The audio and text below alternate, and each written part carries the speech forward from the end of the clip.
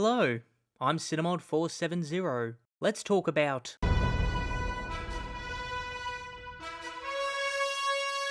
The start of Season 3 created a lot of debate within the fandom about Cecil and Mark's falling out. Specifically, Mark getting upset with Cecil recruiting Darkwing Jr. and Sinclair, former villains that Mark had to contend with, and Cecil implanting a sonic device in Mark's head as a contingency if he ever turned to the dark side. Some are saying Cecil was right, and Mark is an angry hypocrite. Others are saying Mark's outrage was justified and Cecil is too paranoid. For this analysis, I'm going to mainly focus on the show's continuity for reference. Though it is a direct adaptation of the comic, it does deviate from the source material in small ways. I'll also be analysing both Mark and Cecil's actions and mentality from the last two seasons up until the episode of their conflict, since I don't want the season's future events to affect the argument and get an understanding of both characters' actions in the moment. Also, if you like what I do, subscribe if you haven't. It costs you nothing, but to me it means everything. Though Cecil's character started out having a black and white morality, he later comes to the belief that to save the world as a regular human, you have to put your personal grievances and morality aside for the greater good. And when dealing with large, world-ending threats, Cecil doesn't waste resources. Even all the way back in Season 1, he uses a kaiju that put Omni-Man on the back foot as a last-ditch effort to stop him, and he used the Mauler twins tech to revive the Immortal.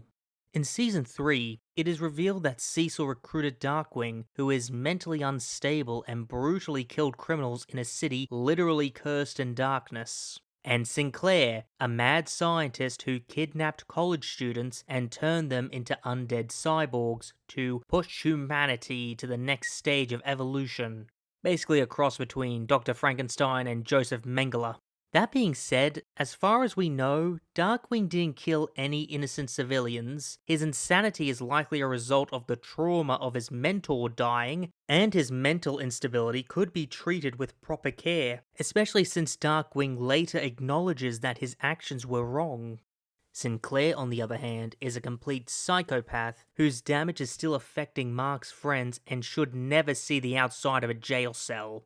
But the reanimate he's currently building come from soldiers who consented to use their dead bodies, they've proven to be effective in fighting Viltrumites, and they saved the heroes from Doc Seismic. Plus, with an army of Viltrumites coming to Earth, Cecil putting all of his eggs in Mark's basket would be irresponsible, especially since Mark's lost every fight against other Viltrumites. As for Mark's implant, though I wouldn't call it ethical, I do understand Cecil's reasoning. It's established that when Nolan first came to Earth, Cecil knew he wasn't trustworthy, but Cecil didn't act on those suspicions at the time, and 20 years later, the Guardians of the Globe got iced, and Chicago got leveled. And with Mark being so volatile at this point, I'll get into that later, it isn't a bad idea to have a contingency if he, for whatever reason, goes bad. Though Mark has good intentions and a strong spirit, his biggest flaw is that he, much like young Cecil, has a black and white morality in a world filled with grey. Specifically, he won't actively kill his enemies, but he also doesn't believe they can be rehabilitated. Now, this is mostly my interpretation of the character, and if you disagree, put your take in the comments below. Usually when a superhero has a no-kill rule, it's either because they believe their villains can be redeemed, or they shouldn't be allowed to kill since they're not official law enforcement and the public wouldn't trust them. But Mark does technically work for the government, and he doesn't think Darkhawk or Sinclair can be redeemed. I think after Nolan's shocking reveal, Mark spending all of Season 2 dealing with people blaming him for Nolan's actions, and dealing with the emotional trauma of actually killing someone, Mark's been overcorrecting his moral compass so he doesn't turn into his father, and unknowingly starts putting those same expectations on other people.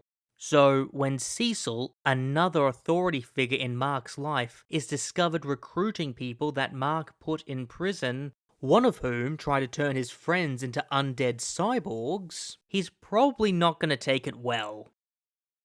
Though there is a logic to Cecil's strategy of using bad guys to fight other more dangerous bad guys, he has too much of a my way or the highway style of leadership. Even back in season 1, when he suspected that it was Nolan who killed the Guardians, he sent Damien Darkblood to hell so Nolan wouldn't know Cecil was onto him. And he was willing to let the kaiju kill Mark as long as Nolan died with him. Now, I don't think Cecil is evil, but he does put what he believes to be the greater good first and his personal feelings and close friendships second. And where he went wrong was how he handled the situation with Mark. Because Mark's not just another superhero Cecil can throw at a problem. He's just a kid who's trying to do good in the world despite his trauma. And if you want kids to listen to you, they have to feel like you're listening to them. I mean, just look at Cecil's body language throughout the ending of the episode. He's always positioning the front of his body away from Mark and is walking ahead of him. And when Cecil does turn to face Mark, it's when he has a group of Reanimen to guard him.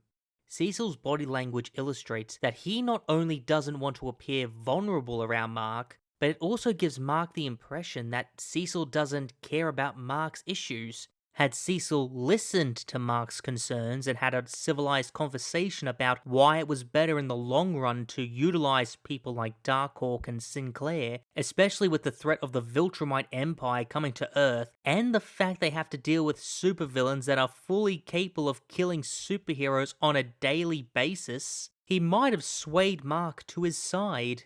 But instead, Cecil just makes an analytical defense that, though factual, isn't reassuring and just brushes Mark off.